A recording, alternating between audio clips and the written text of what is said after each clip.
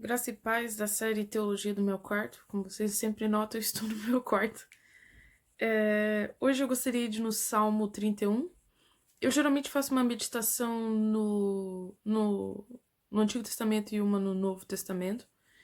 E no Salmo faz um tempinho que eu estava focando só em 1 Pedro, mas eu lembrei dos Salmos. E eu estou no Salmo 31, mas eu estou no verso 7 e 8, que na Bíblia hebraica, na verdade, ele é 8 e 9. A divisão é um pouco diferente, mas isso não altera o conteúdo, é só questão de divisão mesmo. E na Bíblia, no português, está escrito, no 7 e 8, eu me alegrarei e regozijarei na tua benignidade, pois tens visto a minha aflição, conheceste as angústias da minha alma, e não me entregaste nas mãos do inimigo, firmaste os meus pés em um lugar espaçoso. Eu escolhi esses dois versos porque quando você divide o texto no hebraico, principalmente os salmos, ele é feito, digamos, em partes onde elas têm uma certa afinidade literária. E os versos anteriores, obviamente, não fazem tanta parte dos versos 8 e 9, ou na Bíblia de vocês 7 e 8. E o verso 10 em diante também segue uma outra unidade literária. Aqui, especificamente, nos versos 8 e 9, Davi está falando de uma situação em que ele está sendo livrado das mãos de Saul. E o texto se encontra em 1 Samuel. O que eu acho interessante e o que realmente é bonito é que ele começa, o primeiro verbo ali do salmo, ele começa falando um desejo dele, que aqui traduz como eu me alegrarei. Na verdade, as duas palavras são sinônimos de alegrar-se. A segunda dá mais ideia de ser grato. E ele fala: eu me alegrarei, eu regozijarei, são as duas palavras, nas misericórdias, nas suas misericórdias. Então ele fala que o Senhor viu e também viu o quê? As minhas aflições, a minha situação opressora, e o Senhor tem conhecido, o Senhor conheceu as aflições da minha alma, ou as ansiedades da minha alma.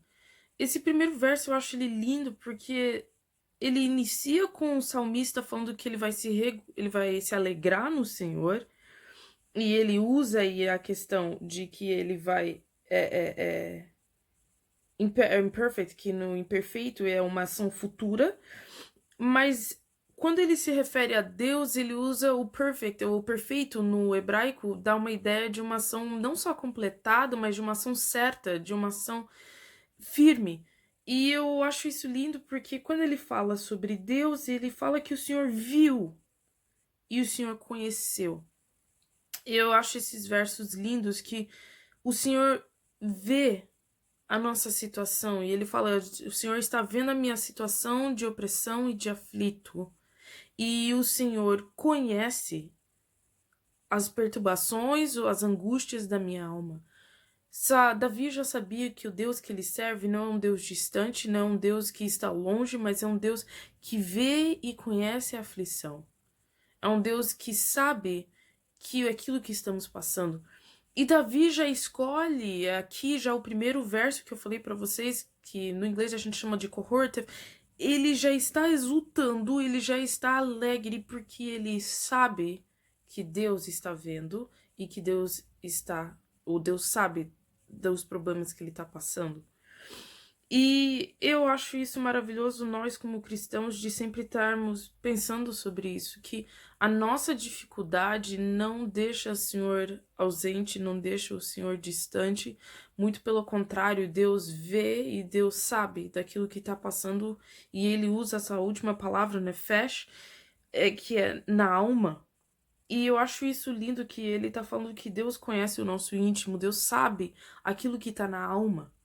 Por mais que aqui se fosse uma situação, digamos, de perseguição, uma situação de realmente de extrema dificuldade para Davi, ele sabe que o seu Deus está com ele.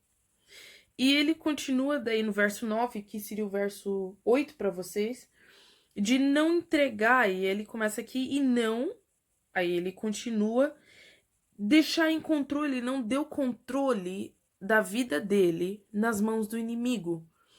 E eu acho isso interessante porque eu fiquei pensando, mas por que que Deus entregaria o servo dele nas mãos do inimigo? Mas muitas vezes nós esquecemos que nós também temos inimigos, e eu acho que esse entregar é de não deixar o coração dele ou deixar a nossa vida entregue aos inimigos da nossa alma. Seja eles pecados, seja eles situações, é um Deus que não nos entrega às circunstâncias. Então, se hoje você está com uma dificuldade na sua vida, onde você não vê a solução, não vê a mão do Senhor, não se esqueça que Deus é o Deus que vê você, que conhece você e que não te deixa entregue à própria sorte. E o salmista continua, né? Que daí tem uma divisão aqui. E ele falou: Você me colocou, you have set me, você me deixou em lugares, colocou meus pés em lugares espaçosos.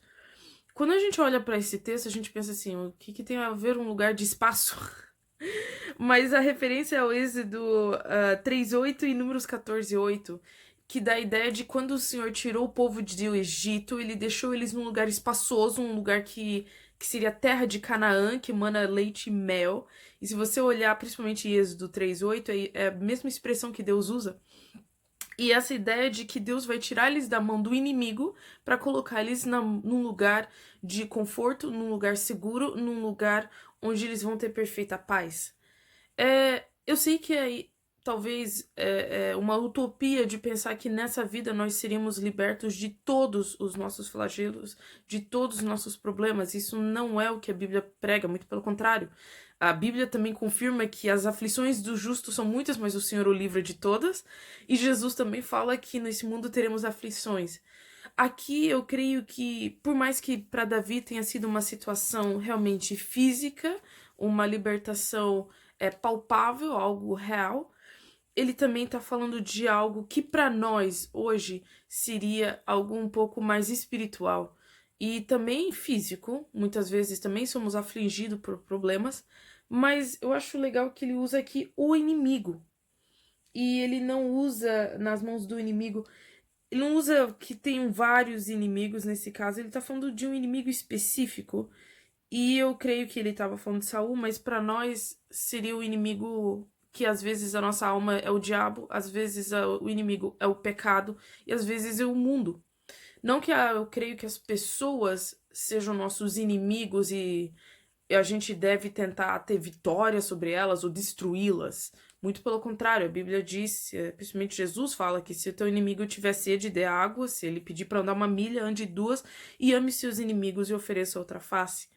Então eu creio que esse texto não significa para nós sairmos correndo atrás daqueles que nos perturbam e falando que o Senhor vai me dar vitória sobre a tua vida e você vai ser derrotado. Muito pelo contrário, a vingança é do Senhor e é ele que lida com isso.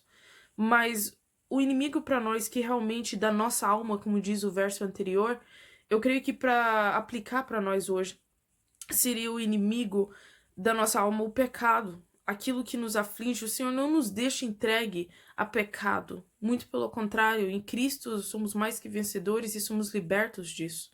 E o Senhor não nos entrega na mão do diabo. E a oração do Pai Nosso já diz, né? Livra-nos do mal. E esse do mal é um inimigo específico, o Satanás. E eu creio que o Senhor não só vai libertar todo aquele que crê, mas já libertou todo aquele que está em Cristo. Então, hoje, se você está pensando que Deus não te vê, o Senhor não te ouve e que o inimigo tem vitória sobre você, pense que isso não é pensamento do Senhor, não é respaldado pela palavra dele. Muito pelo contrário, o Senhor te vê, o Senhor te ouve e ele não vai te entregar na mão do inimigo. Ele não vai deixar você lutando contra o seu pecado a vida toda. Ele vai te libertar. Creia nisso porque o Senhor é bom e alegre-se já sabendo, exultando e desejando alegrar-se no Senhor, porque o Senhor já tem as suas aflições na palma da mão dele e já está encontrando uma solução. Que Deus te abençoe com essa palavra.